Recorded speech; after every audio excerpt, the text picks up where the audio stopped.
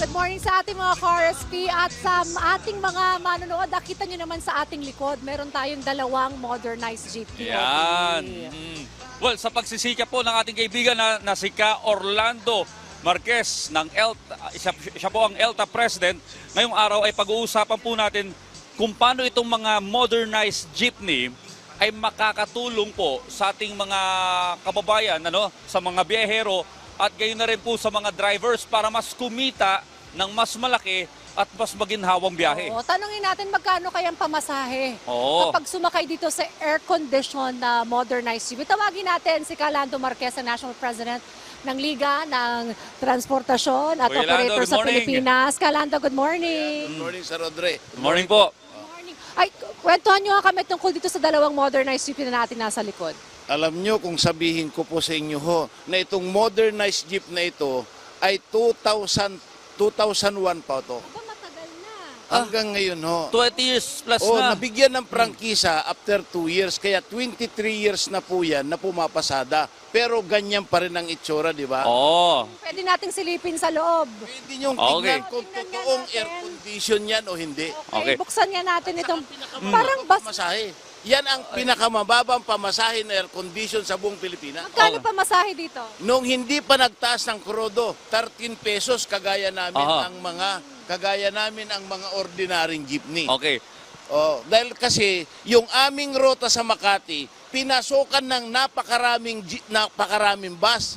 At nung pumasok yan nung pandemya, hindi na tinanggal. Okay, Kaya okay. kami ngayon, lalabang kami dahil ayaw namin mamatay. Oh, kasi pag sinabi mong modernized jeepney, kailangan itsurang yung Jeep talaga. jeep talaga. Ito pa rin yung kultura. Ayan, may kabayo pa rin sa harapan. Pero parang yung entrada parang bus. Okay, pakita natin Ang lamig ang aircon. Mga kababayan, mas malaki po ito kaysa sa mga jeep na nakikita po natin. Para siyang jeep na bus na maliit, Pero Masabi ko lang, Sir Rodrigo, Oh, okay. yung sinasabi mo na mas malaki, dahil si Lando Marquez na inventor designer ng aircon jeep, ayaw ko yung gumagapang na parang bayawak sa loob ng jeep at nasa likod ang pintuan. Ay, pasok tayo. Oh, sige, pwede pasok ba? tayo, Ka Orlando. Okay, kami po ang unang pasahero. Okay, kung Ayan. makikita nyo po, parang Malamig bus yung ang sasakyan mo. aircon. So tuloy-tuloy Magandang umaga, naman ang Manong. biyahe nito, Kalando, kahit alam naman natin na medyo hamon ngayon yung medyo mataas na presyo talaga ng produktong petrolyo. Sige po, dito Sige kayo, po. Kalando. Maganda nakatayo po ako. Tayo. Para makita ko.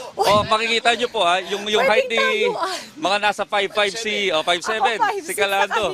Plus 2 inches. Uy, pwedeng tayuan dito. Oo nga, pwede. Parang may konduktor na rin ba? Pinapakita natin kasi pumaluwag ang loob at ang haba niya, Ito kasi sa unang-una pa noon ay front-facing ito. Kaya lang po, anong ipaparepair na namin, sabi ko, dahil na mayroon naman tayong front-facing, ay gawin na lang natin na side-facing para original. Okay. Dahil itong mga jeep na ito yung mga kinukuha ng tourist. Lahat, saan kayo nagpupunta? Sa pier.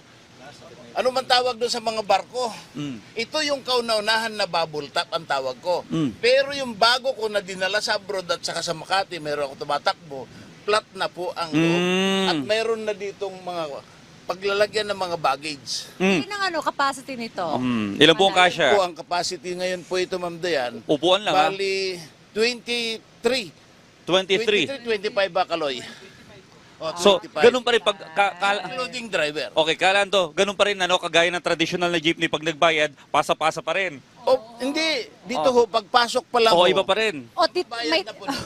Dito pa lang. may Okay. tinatap na ba? Ganun Pero naman. yung mga bago natin na ilalabas ngayon, top card na Ayun po. ang maganda. Okay. Meron na siyang passenger counting machine. Okay. Hindi na mananakawan ng operator.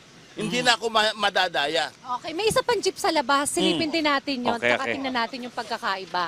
Nung itong Malamig, jeep na ito, Kalando, 20 years na to, Kalando. 23 years in fairness. Mga kababayan, matibay. yung ramdam nyo, yung lamig ng aircon ng jeep. Oo, correct. O, ito namang isa, ano naman ang kaibahan kaya? Saan ang Okay. entrance nito? Sa entrance sa kanan pa rin. Ito naman po, Ma'am Dayan, Sir Audrey, front facing. Okay. Parang bus. Parang bus talaga. Oo, Sige. sige, pasukin natin. Talaga, hindi yan, Ingat po, ayan. hindi yan yung minibus na modernized jeepney ang inilalagay. Ito ang tunay na jeep na pambansang panlupang sasakyan ng Pilipinas. Sige, Tama. punta tayo.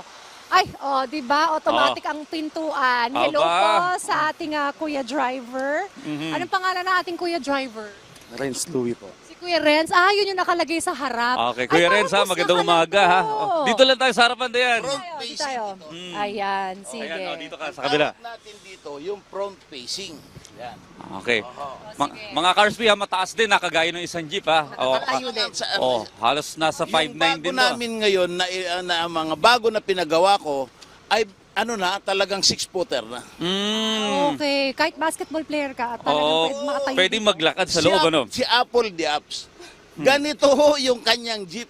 Okay. Yun ay brand new ng makina kaya dinadala niya nung araw sa Amerika. Okay, magkano pa masahe dito, Kalando? Sa ngayon po, talaga kami 15 pesos ang aming sinisingil. Pero dapat noon pa yung 15 pesos. Okay. Pero kayo, ngayon nga, 13 talaga ang inano namin sa Makati. Bakit?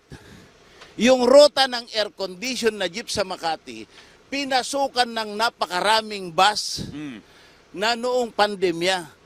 Nung natapos na ng pandemya, hindi naman inaalis. Okay. Kaya ang ginawa namin, sabi ko, labanan natin. 13 pesos sa atin, 15 sa kanila.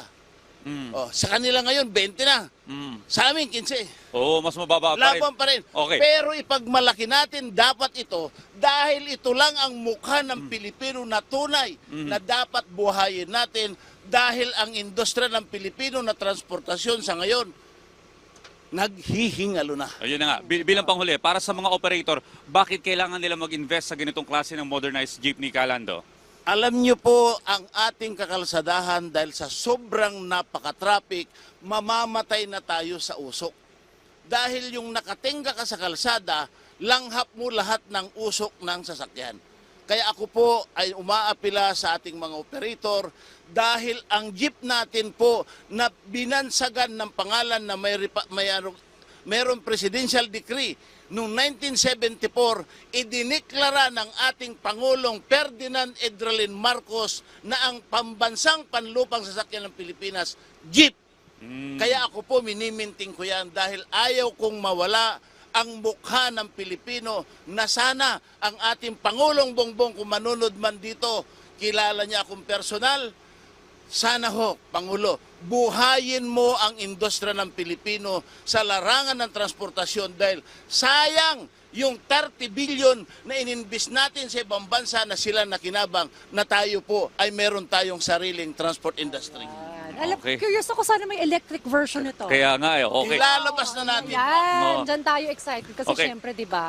Kalando, sa gitna lalabas ngayon muna tayo at giniginaw na kami sa lamig ng aircon. Petrolyo. Kailangan ng jacket, Oo. ano?